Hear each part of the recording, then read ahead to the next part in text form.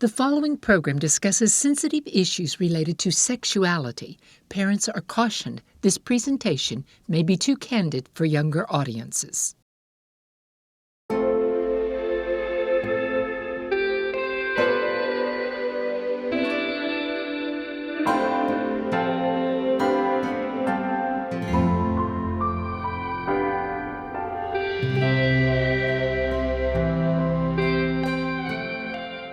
Welcome to Intimate Clarity. I'm Jason Bradley, and I'm here with Jennifer Jill Schwarzer, and she is a licensed professional counselor.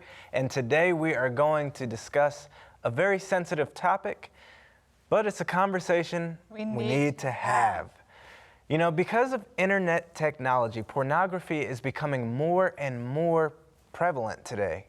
You know, what are some of the effects, Jen? Yeah, good question. We're going to go into that. I want to talk first about God's plan for sexuality. I always like to start with Eden and then show the effects of deviating and then how we get back. How far are we falling off the exactly. path? And this is a real far fall, this one.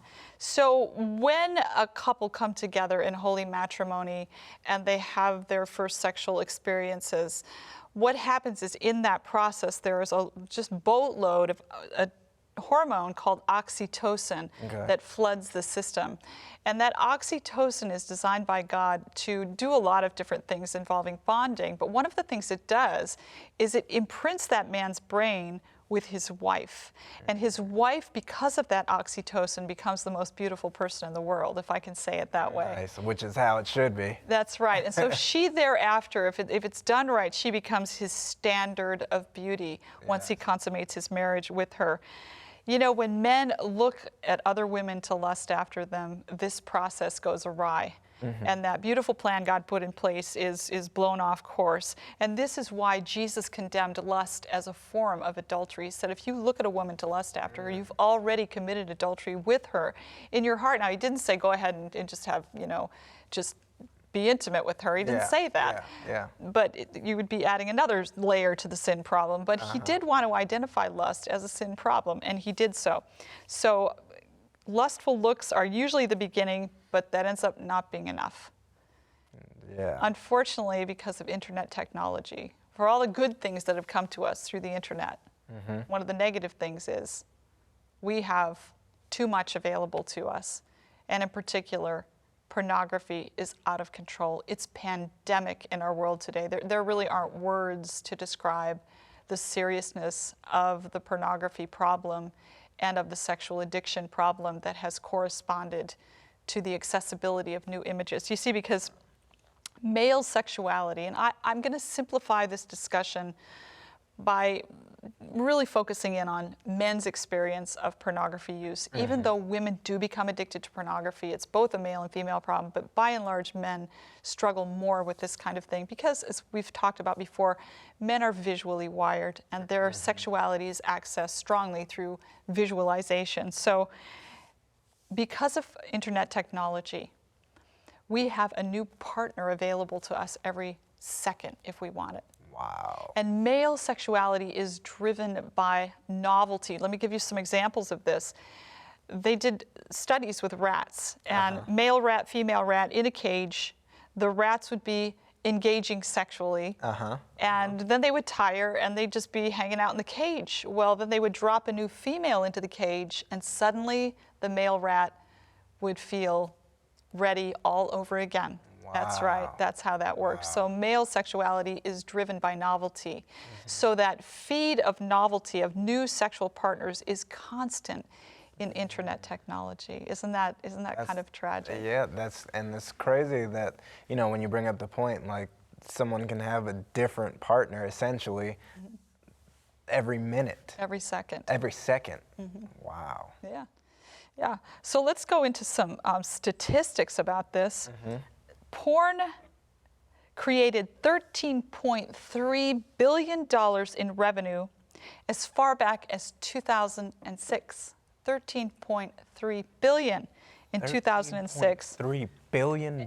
And that was in 2006 more than the NFL, the NBA, and Major League Baseball combined. That's right. And Yeah. breast implants were at like what, 1 billion? Yeah. The amount of money we're putting into stuff. Wow. Every second, more than $3,000 is spent on pornography. And in order to wrap your mind around that, you have to realize that a lot of pornography is free. You can get, I'm not recommending this, don't try this at home, never go down that road ever, but there's a lot of free pornography on the internet.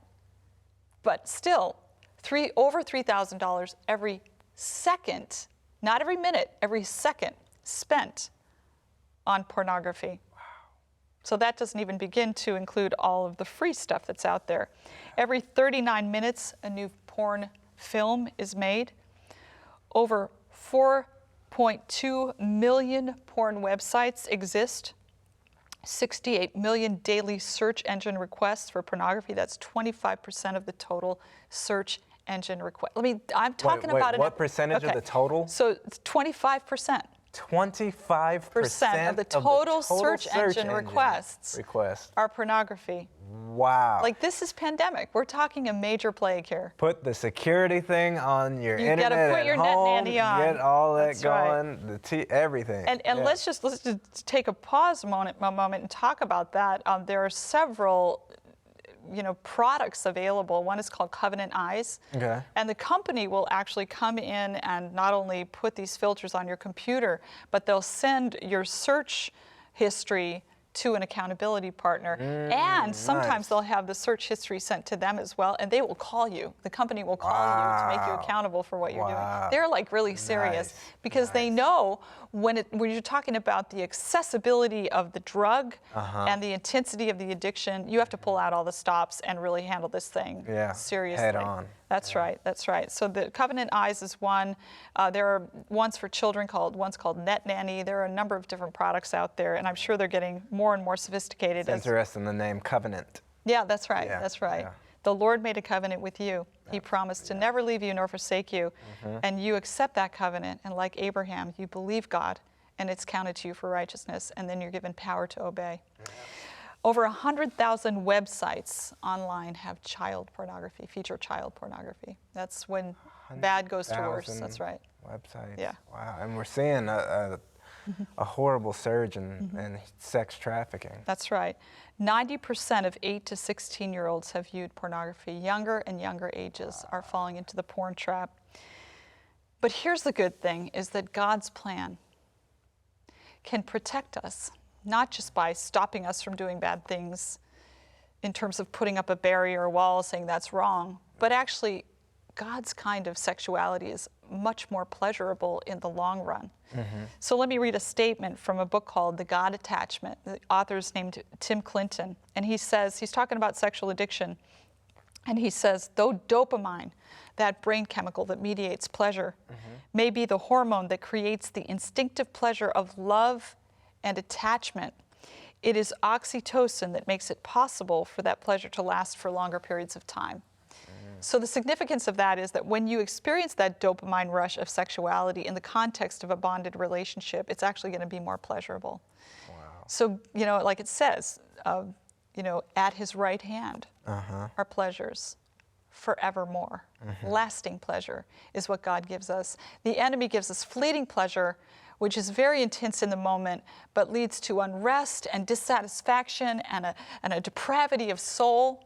And then the shame compiles and the problems mount, and then those things drive us to want to escape again, and we're even more incentivized to pursue the drug of choice, and we end up doing it more and using more, and we end up in an addiction cycle very, very quickly, and it can be so difficult to escape. If you're in that situation, get help. Abidecounseling.com is a good place to start.